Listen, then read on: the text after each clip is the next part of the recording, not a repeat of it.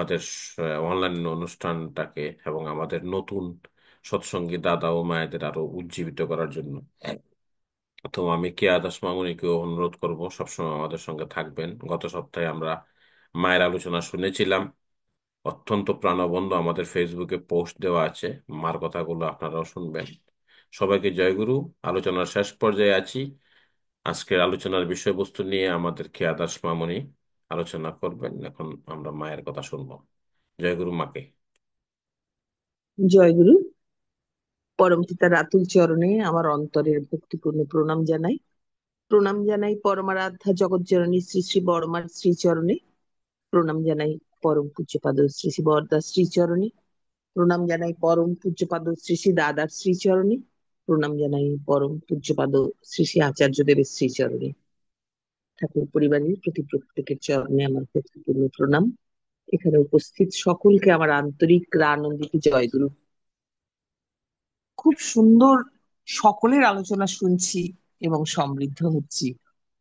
নতুন করে বলার মতো কিছু নেই। তবু শ্রদ্ধেয় দাদা আমাকে আদেশ করেছেন, আমি সেই আদেশ মাথায় নিয়ে আমার বোধের উপর কিছু বলার চেষ্টা করছি। আজকের আলোচ্য বিষয়, অহংকে যত দূরে রাখবে তোমার জ্ঞানের বা দর্শনের পাল্লা তত বিস্তার হবে। প্রথমে আমাদের জানা দরকার অহং বলতে আমরা কি বুঝি। অহং মানে আমিত্ব, আমিত্বে অনুরঞ্জিত হওয়া। অর্থাৎ আমার মধ্যে আমিত্বটা এমন ভাবে আমাকে অনুরঞ্জিত করেছে যে আমি আর সকলকেই তুচ্ছ জ্ঞান করছি, কাউকেই মর্যাদা দিচ্ছি না। আমি সম্পূর্ণভাবে আমিত্বের মধ্যে ডুবে রয়েছি।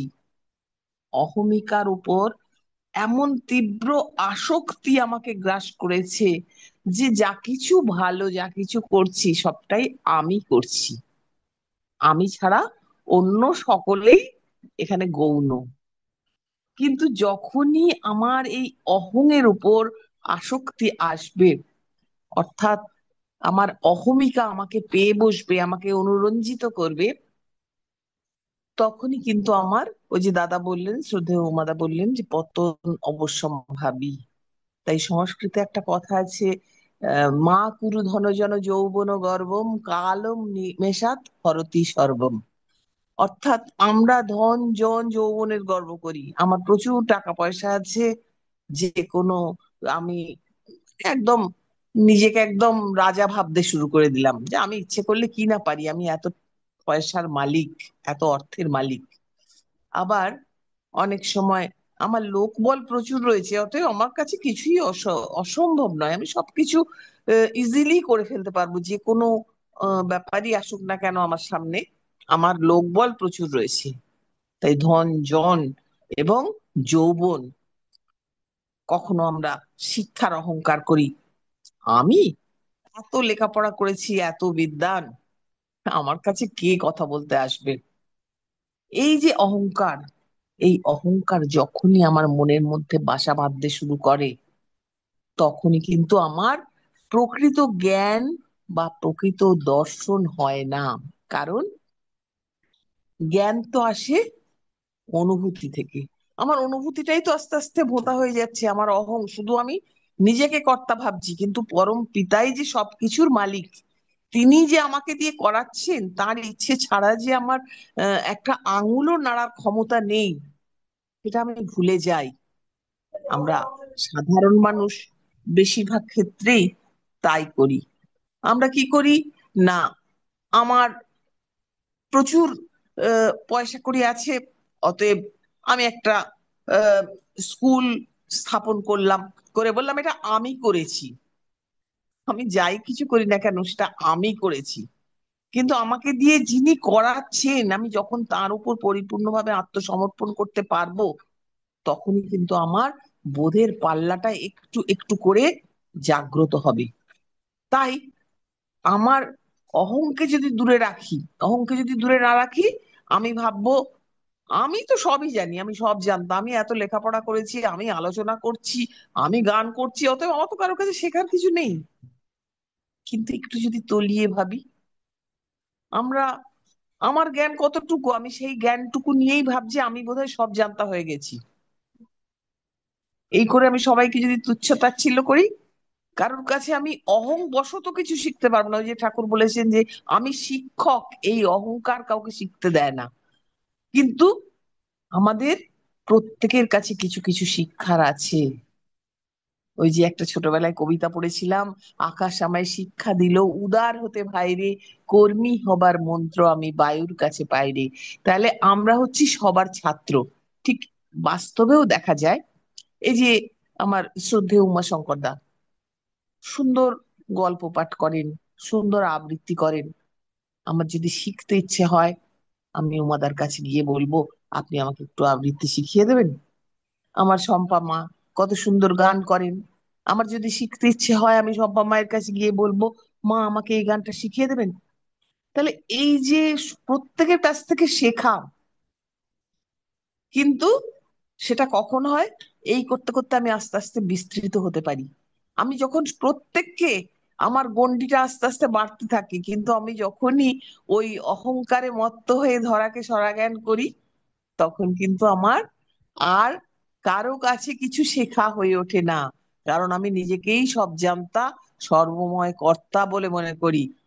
কিন্তু যখন আমি আস্তে আস্তে আমার গণ্ডিটা বাড়াতে থাকি, আমার বিস্তৃতির পাল্লাটা যখন বাড়তে থাকে ক্রমশ, তখনই কিন্তু আস্তে আস্তে আমি একে ওকে, কেউ ভালো কবিতা বলতে পারে, কেউ ভালো গান করতে পারে, কেউ ভালো রান্না করতে পারে, তার কাছে কোনো রান্নার রেসিপি শিখে এলাম, কেউ খুব ভালো সেলাই করতে পারে, তার কাছ থেকে কিছু জানলাম। এইরকম ভাবে আমি বিভিন্ন জনের মধ্যে নিজেকে ছড়িয়ে দিতে পারবো। তাদের কাছ থেকে আমি অনেক কিছু শিক্ষণীয় বিষয় আয়ত্ত করতে পারবো। এবং এইভাবে বিস্তৃত হতে হতে হতে হতে আমি পরম পিতার উপর যখন সম্পূর্ণভাবে সারেন্ডার করে আমি পরম পিতার উপর আমার সম্পূর্ণ অহংকারকে ন্যস্ত করতে পারবো, তখনই কিন্তু আমি সমস্তটুকু উপলব্ধি করতে পারবো। আর এই অনুভূতির দ্বারা যা জানা যায়, তখনই তো আমার অনুভূতিটা ক্লিয়ার হবে। আমি যখন আমার প্রত্যেক মানে সমগ্র সত্তা দিয়ে পরম পিতাকে উপলব্ধি করতে পারবো। এর জন্য চাই কমপ্লিট সারেন্ডার। আর ওই যে আমার উমাদা বলছিলেন যে দেহ থাকতে অহংকার যায় না, একদমই তাই। দেহ থাকতে অহংকার যায় না।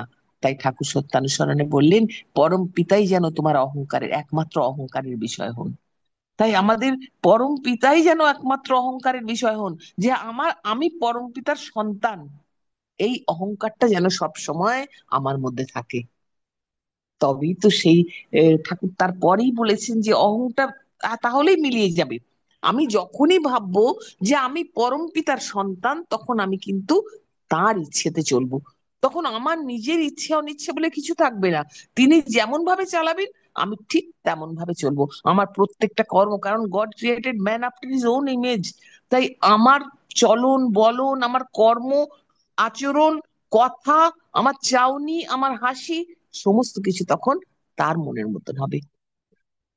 আমি চেষ্টা করব তাকে খুশি করতে, এবং তার মধ্যে যখন আমার সমস্ত অহংকারটুকু মিলিয়ে যাবে, তখনই, পরেই ঠাকুর বলেছেন যে জীব তখনই সর্বগুণ সম্পন্ন নির্গুণ হয়। সর্বগুণ সম্পন্ন কেন?